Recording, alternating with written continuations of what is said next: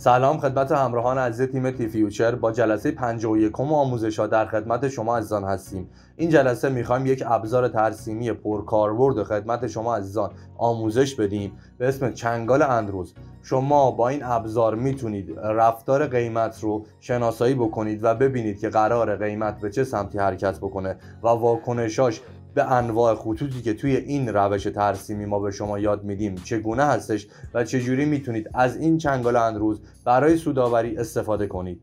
خب دوستان، چنگال اندروز یه ابزاریه که توی پلتفرم های مختلف هست. توی سایت تریدینگ ویو هم میتونید از این قسمت ببینید چنگال اندروز رو. ولی قبل از اینکه ما بریم سراغ ترسیمش یه سری نکات رو به شما عزیزان بگم.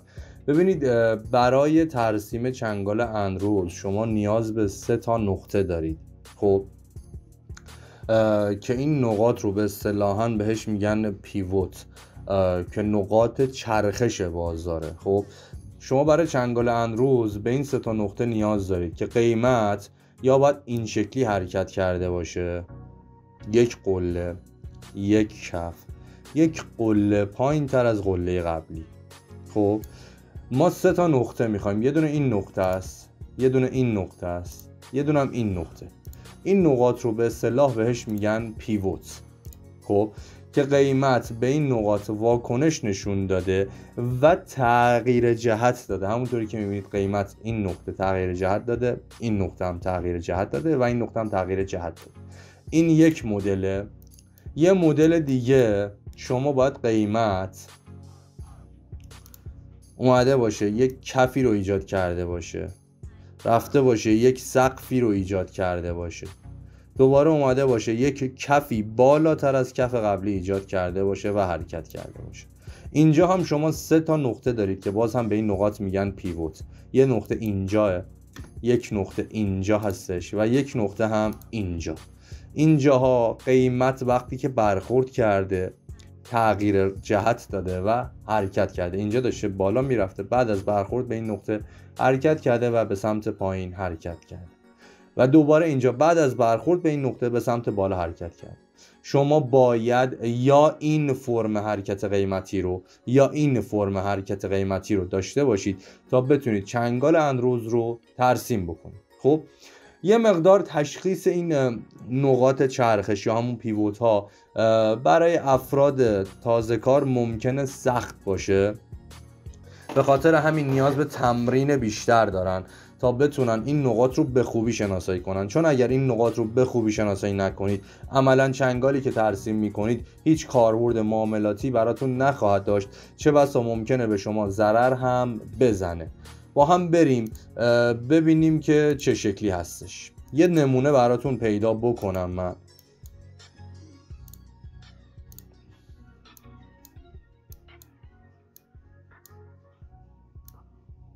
یه دونه من قبلا دیده بودم. خب ببین، ما الان حالا تو تایم فریم های مختلف هم میشه این رو ترسیم کرد. ما همونطوری که بهتون گفتم اگر حواستون باشه، قیمت اومده یک سقفی رو ایجاد کرده، بعد اومده یک کفی رو ایجاد کرده، بعد اومده یک سقفی پایینتر از سقف قبلی ایجاد کرده. ما دیگه به بقیهش کاری نداریم. از همین جا میتونیم چنگالمون رو ترسیم بکنیم. یک پیوت اینجا داریم، ما یک پیوت اینجا داریم و یک پیوت هم اینجا. ما برای اینکه بخوایم چنگال اندروز رو ترسیم بکنیم میایم رو قسمت ترسیمی، روش کلیک میکنیم، نقطه اول رو میذاریم روی اون پیوت اولی که به ما داده، میزنیم. نقطه دوم رو میایم پیوت دوممون یا همون کفی که برای ما ایجاد کرده بود روش کلیک میکنیم. نقطه سوم میریم آخرین پیوت رو که برای ما ایجاد کرده بود رو روش کلیک میکنیم.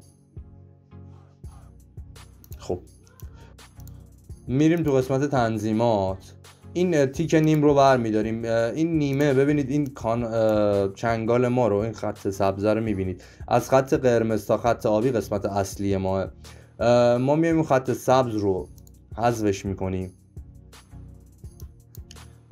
و میایم اون بک‌گراندش هم برمیداریم که مقدار ساده تر بتونیم ببینیم نمودارمون رو. خب ما الان اینجا میبینید شبیه یک چنگال ما داریم تا یک جایی خوب عمل کرده. طبیعی هم هست، هر چیزی تا یه بازه زمانی عمل میکنه، از اون به بعد خب طبیعتا فید میشه. خب ما میایم با هم بررسی میکنیم ببینیم که چجوریه. خب اول از همه بهتون بگم چنگال ایدئال باید چند تا نکته رو داشته باشه. خب نکته اولی که یک چنگال ایدئال داره اینه که خط میانی از تعداد واکنش خوبی برخوردار باشه. خب اینجا نسبتاً بهش واکنش داده ولی خیلی واکنش‌های خوبی نبوده، بارها و بارها شکستتش و دوباره برگشته زیرش یا دوباره برگشته به سمت بالاش. پس این فیل میشه، چنگال خیلی ایدئالی نمیتونه برای ما باشه. دوم اینکه زمانی که داریم حالا بعد از اینکه چنگالمون رو ترسیم کردیم باید واکنش‌های خوبی دیده باشیم به این خطوط آبی، یعنی ابتدا و انتهای چنگالی که ترسیم کردیم. اگر واکنش‌های خوبی نبینیم چنگال ایدئالی نیست برای ما. و نکته بعدی اون پیوت 3 که اینجا باشه برای ما ایجاد شده حتما باید پایین تر از پیوت 1 و بالاتر از پیوت 2 باشه، در غیر اساسا چنگالی که ما ترسیم میکنیم یک شکل عجیب غریبی پیدا میکنه. خب اون خیلی واضح میشه. خب ما حالا بگردیم ببینیم میتونیم یک چنگال ایدئال تر پیدا بکنیم برای شما عزیزان.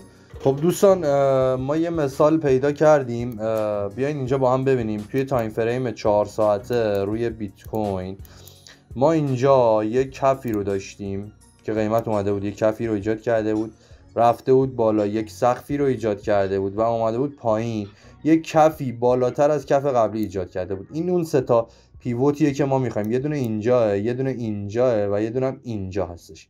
خب حالا ما با هم بریم بررسی کنیم ببینیم چه جوریه. خب میایم نگاه میکنیم، ما اینجا چنگالمون رو ترسیم کردیم. ببینید قیمت به دو طرف چنگال و به خط میانی چنگال واکنش نشون میده.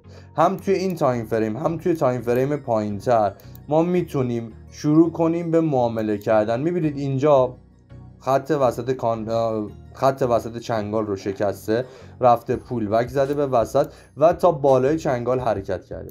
اینجا از بالای چنگال حرکت کرده به سمت خط میانی، نتونسته بشکنه، به سمت بالا حرکت کرده، دوباره امتحان کرده و نتونسته، دوباره به سمت بالا حرکت کرده. اینجا اومده یه شکست جعلی رخ داده و قیمت دوباره به سمت بالا حرکت کرده و میبینید که چقدر خوب داره به خطوط بالا و پایین این چنگال واکنش میده. خب شما میتونید از اینها استفاده بکنید، چون اینجا ترند کلیش سعودی بوده میتونید دنبال فقط معاملات خرید باشید، چون معاملات فروش یک مقدار دیرتر شما رو به تیپیتون میرسونه و ممکنه باعث اعصاب خوردیتون بشه.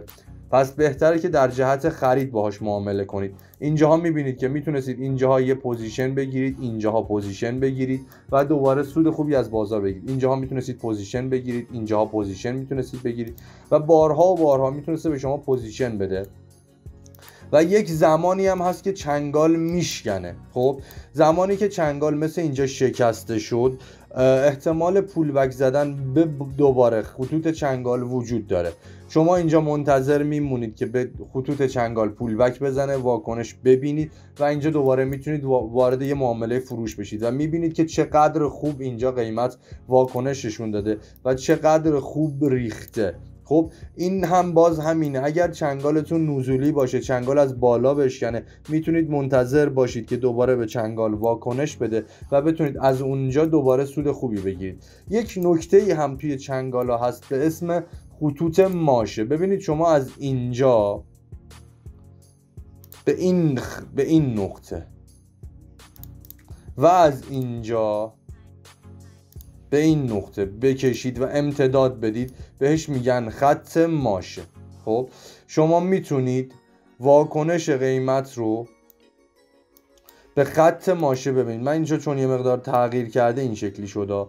خب میتونید واکنش رو به خط ماشه ببینید. خب ما دقیقاً از این پیوت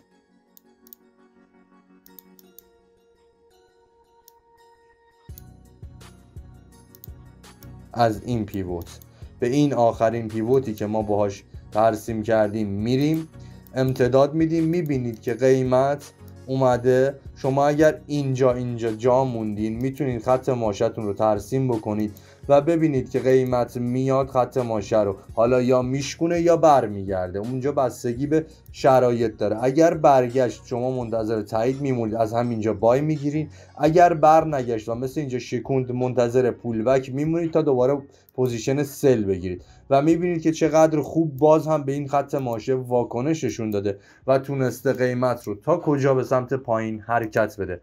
چنگال اندروز یه مقدار توی نمودار و توی چارت به این شکل کم پیدا میشه، باید تو تایم فریم های پایینتر دنبالش بگردید. خب اعتبارش هم طبیعتا میاد پایینتر. توی تایم فریم های بلند مدت تر اگر هم پیدا بکنید خب طبیعتا واکنش بهتری میتونید بهش ببینید و راحت‌تر باش معامله کنید. یکی از خوبی‌هایی که چنگال اندروز داره، زمانی که شما پیداش کردید ببخشید دیگه میتونید پدرش رو در بیارید. هر جا که برخورد کرد واکنش میده و شما میتونید از این واکنش ها استفاده کنید و سود خوبی از بازار بگیرید. پس توی ترسیم چنگال یه مقدار دقت داشته باشین.